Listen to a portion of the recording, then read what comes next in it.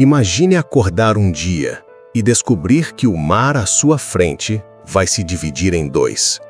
Não por ciência, não por tecnologia, não por coincidência, mas por um único comando.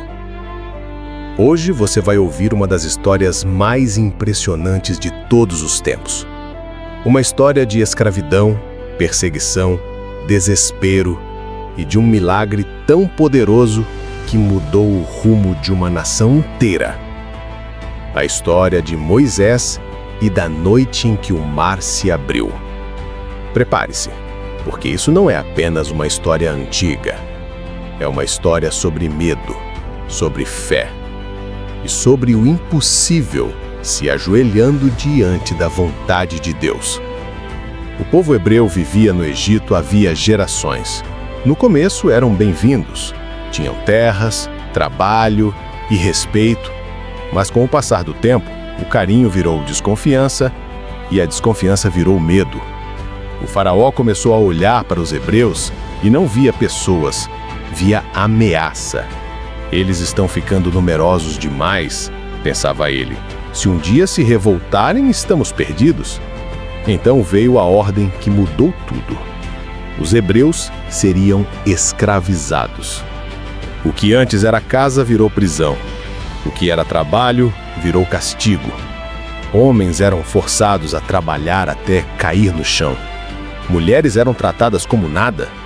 Crianças cresciam já condenadas a uma vida de sofrimento. Mas o faraó foi além. Ele mandou matar todos os bebês hebreus do sexo masculino, jogando seus corpos no rio Nilo. O rio da vida virou o rio da morte. O medo tomou conta de todas as casas. E é nesse cenário de terror que nasce Moisés. Sua mãe, tomada pelo desespero, resolve escondê-lo por meses. Mas chega um momento em que não dá mais. O choro da criança podia denunciá-lo a qualquer segundo. Então ela toma a decisão mais difícil da vida. Coloca o bebê em uma cesta e o solta nas águas do mesmo rio que matou tantas crianças. Mas aquilo não era abandono, era fé. A corrente leva a pequena cesta lentamente, até parar exatamente aos pés da filha do faraó. Ela abre a cesta e vê o bebê chorando, indefeso, frágil. Ela sabe que ele é hebreu, mas em vez de destruí-lo, ela o adota. E aquele menino condenado à morte passa a viver como príncipe do Egito. Moisés cresce cercado de luxo, poder e conforto. Aprende a escrever, a lutar e a governar. Mas no coração, ele nunca esqueceu quem era. Até que um dia, Moisés vê um egípcio espancando cruelmente um hebreu. Algo explode dentro dele. A raiva sobe, o sangue ferve e ele reage. Ataca o egípcio e o mata. Achando que ninguém viu, tenta esconder o corpo.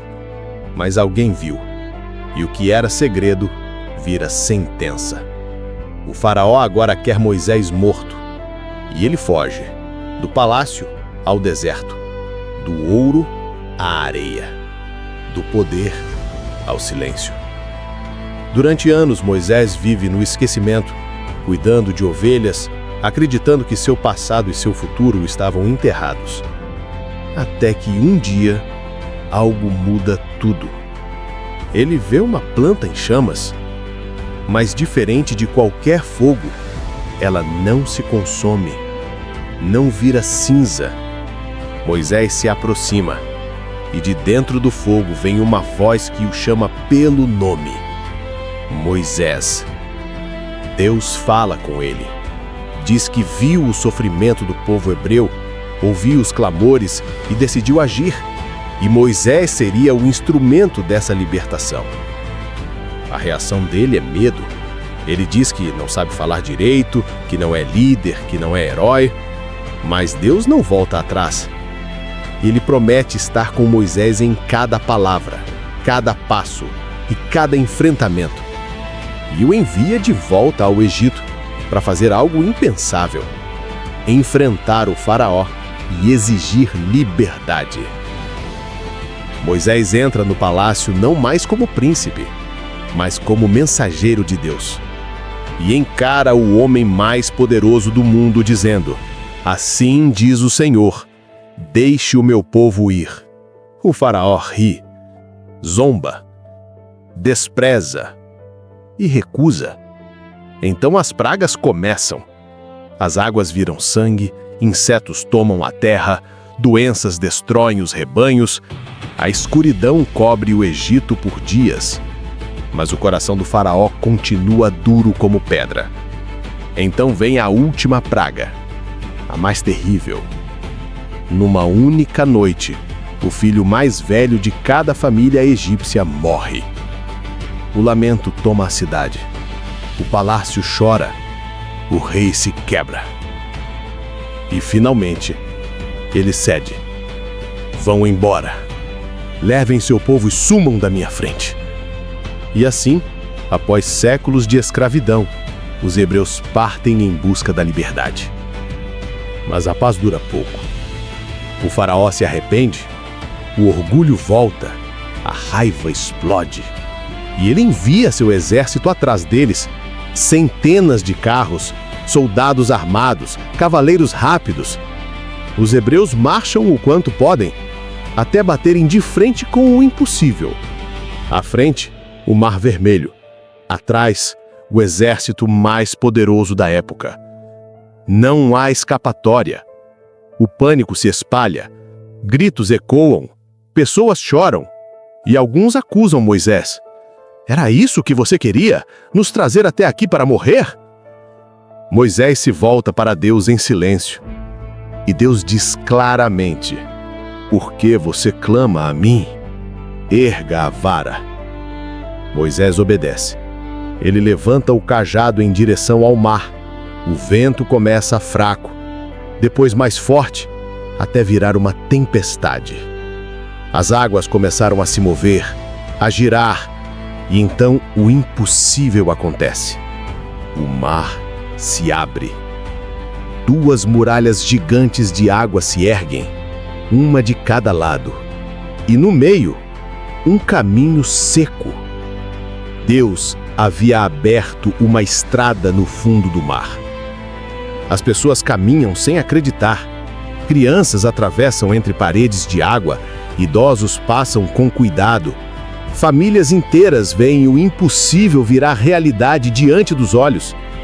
Não há mala, não há água nos pés, há terra firme.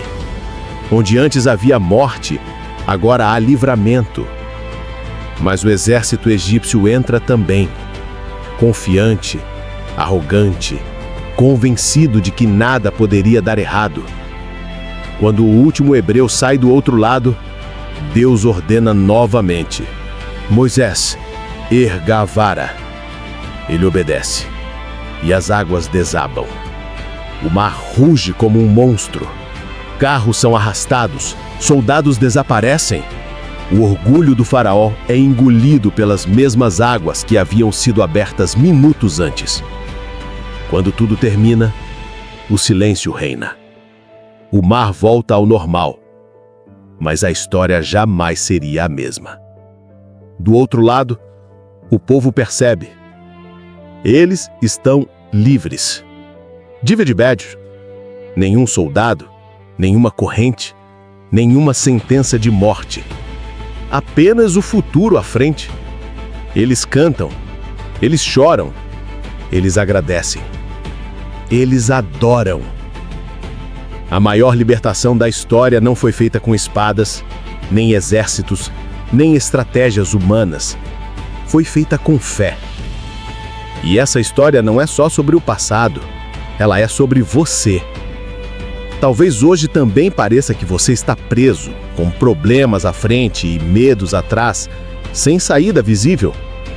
Mas essa história prova algo poderoso. Quando não existe caminho, Deus cria um. Quando tudo parece perdido, é aí que o milagre nasce. Se essa história te tocou, se ela te deu forças, se ela te fez pensar, deixe o like agora. Isso ajuda demais o canal a continuar trazendo histórias como essa. Se inscreva para não perder as próximas e compartilhe esse vídeo com alguém que precisa ouvir isso hoje, porque o mesmo Deus que abriu o mar ainda abre caminhos. Até o próximo vídeo.